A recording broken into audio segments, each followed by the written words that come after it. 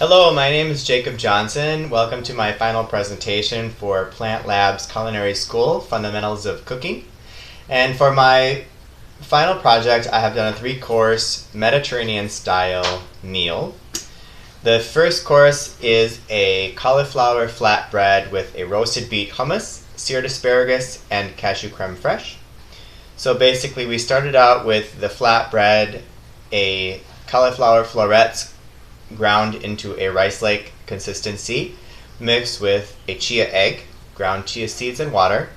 And this also has some oat flour, nutritional yeast, garlic powder, onion powder, cardamom, and nutmeg, salt and pepper, and sesame seeds. And it's all baked at 425 for 25 minutes until golden brown. Cut it into squares and then topped with the roasted beet hummus.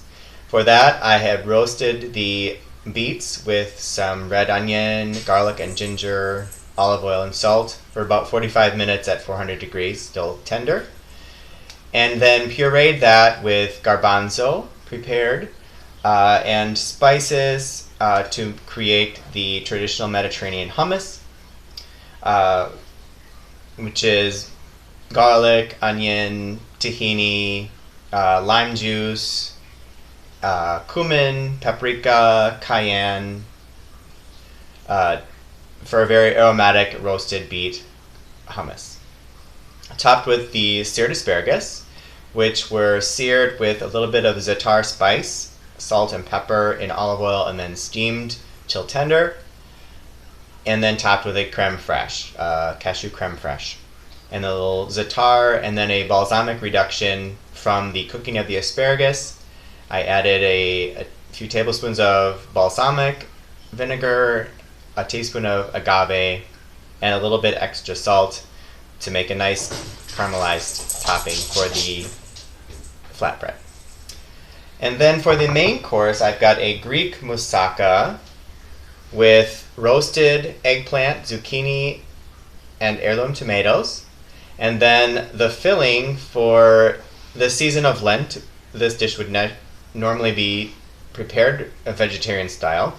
So they do use lentils. I've done a beluga lentil filling with diced tomato, onion, garlic, red wine reduction with spices like cinnamon and garlic and paprika, cayenne, a little garbanzo flour for thickening. And then that's all baked and topped with a layer of almond ricotta, which is almonds soaked overnight, blanched, peeled, and pureed with nutritional yeast, lemon juice, salt, and a little turmeric in this case, and also some coconut yogurt for a little tartness. And then topped with creme fraiche, chopped green onions, baked in individual rounds at 350 degrees for 15 minutes, and then broiled for 5 minutes to give it a caramelized roasted texture on top. Then on the side we have a traditional Greek salad. It's the spinach leaves with diced tomatoes, thin sliced red onions, and cucumbers, Kalamata olives, all tossed in a Greek balsamic and red wine vinaigrette. Underneath the plate I've done a dollop of fresh almond ricotta to give it a creamy base. And then with some of my leftover cauliflower rice and creme fraiche, I've created a little bit of a feta topping for the dish, which is cauliflower rice and cashew creme fraiche mixed with a little extra nutritional yeast and salt. And then by about a half teaspoon measurements, I've coated them in a glutinous rice and sorghum flour mix, and then baked at 325 for 10 minutes just so that all the flavors would be absorbed. And then I've sprinkled that. It comes out to be like a feta granule for topping the salad and moussaka. And then for the dessert, I've written a recipe for apple baklava, which is a traditional dessert around the Mediterranean.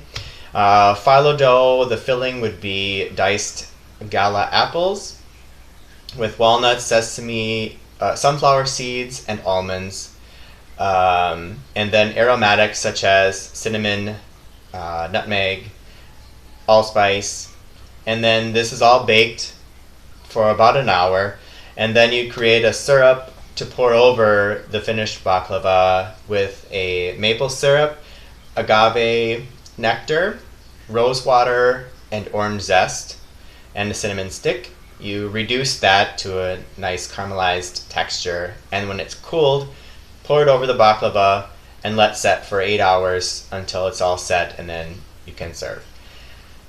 So I hope you've enjoyed my final presentation, and happy eating.